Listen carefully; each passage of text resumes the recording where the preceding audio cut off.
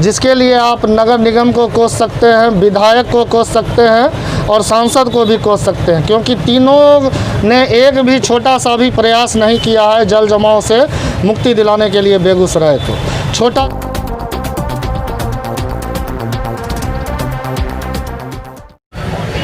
नमस्कार, आप देख रहे हैं बेगूसराय खबर। मैं हूं आपके साथ सुमित। चुनाव का बिगुल फूंक चुका है, हर पार्टियां लगभग घोषणा कर चुकी हैं कौन होगा विधायक। आइए हम जानते हैं, व्यापारी हैं नीलू सोनू मौर्य जी, इनसे जानते हैं बेगूसराय के अगले विधायक के रूप में किनको देखना पसंद करेंगे। सबसे पहले आप सभी लोगों का धन्यवाद। बेगूसराय विधानसभा, जिसमें सात विधानसभा आते हैं, जिसमें बेगूसराय सबसे हॉट सीट बन चुकी है। और रही बात बेगूसराय में विधायक के रूप में हम किसे देखना पसंद करेंगे, मौजूदा हवा और मौजूदा हालात को देखते हुए अमिताभ भूषण जी की जीत तय है। क्या लगता है इस बार का चुनावी मुद्दा क्या होना चाहिए, किस मुद्दे पे विधानसभा का चुनाव लड़ा जाए?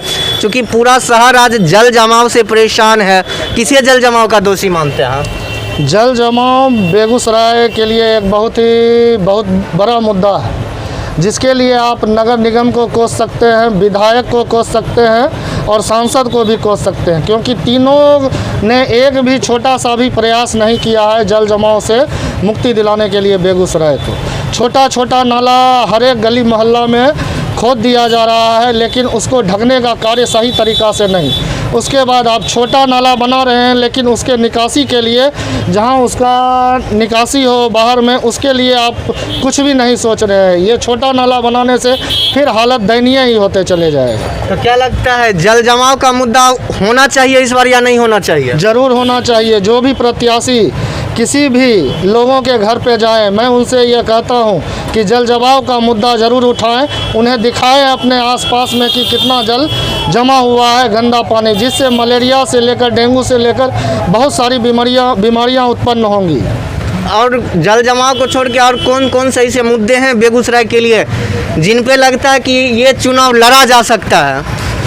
अभी के समय में बेगूसराय के युवाओं के लिए सबसे बड़ा मुद्दा है दिनकर यूनिवर्सिटी, जो कि ट्विटर पर ट्रेंड भी किया था, बेगूसराय वांट्स दिनकर यूनिवर्सिटी, और सभी युवाओं ने बिगुल फूंक दिया है। और इसका अंजाम सभी प्रत्याशियों को, जो भी आएंगे, युवाओं से भेंट करेंगे, मुलाकात करेंगे, उनसे पूछेंगे।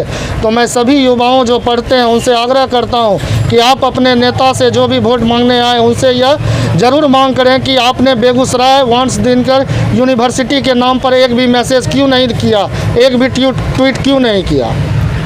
माननीय विधायक जो बेगूसराय की अभी हैं अमिताभ भूषण जी ने भी ट्वीट किया था बेगूसराय वांट्स दिनकर यूनिवर्सिटी का।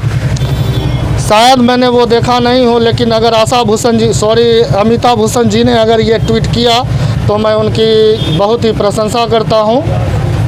और जब से वो विधायक रही हैं, यूनिवर्सिटी का तो नहीं पता, लेकिन एक विस्तारी केंद्र दिया गया जीडी कॉलेज में। ये तो जो वहाँ पे पढ़ते हैं वही लोग बता सकते हैं। मेरा छात्र संघ से दूर का कोई रिश्ता नहीं है, नाता नहीं है। लेकिन बेगूसराय वांट्स दिनकर यूनिवर्सिटी का जब बिगुल फूंका गया यहाँ के युवाओं के द्वारा, तब मुझे इसके बारे में जानकारी हुई। आप एक व्यवसायी हैं, व्यवसायी के हित के लिए क्या चाहते हैं, किनको मुख्यमंत्री के रूप में देखना चाहते हैं जो व्यवसायियों का भला कर सके? अगर निष्पक्ष हो के मैं किसी पार्टी लेवल से बात नहीं करूं, और मेरा सीधी तौर पे अगर पूछा जाए तो मेरा एक ही उम्मीदवार है, और मैं चाहता हूं कि चिराग पासवान जी को आने वाले भविष्य में बिहार का मुख्यमंत्री देखूं। चिराग पासवान ही क्यों, अन्य तेजस्वी यादव भी युवा हैं। तेजस्वी यादव युवा हैं, लेकिन उनको शौचालय और सचिवालय में कोई अंतर नहीं बुझाई देता। सबसे पहले पढ़ा लिखा होना बहुत ही ज़रूरी है अपने बाल बच्चों के भविष्य के लिए, और उसी के तरह हम भी चाहते हैं कि एक शिक्षित समझदार उम्मीदवार हो।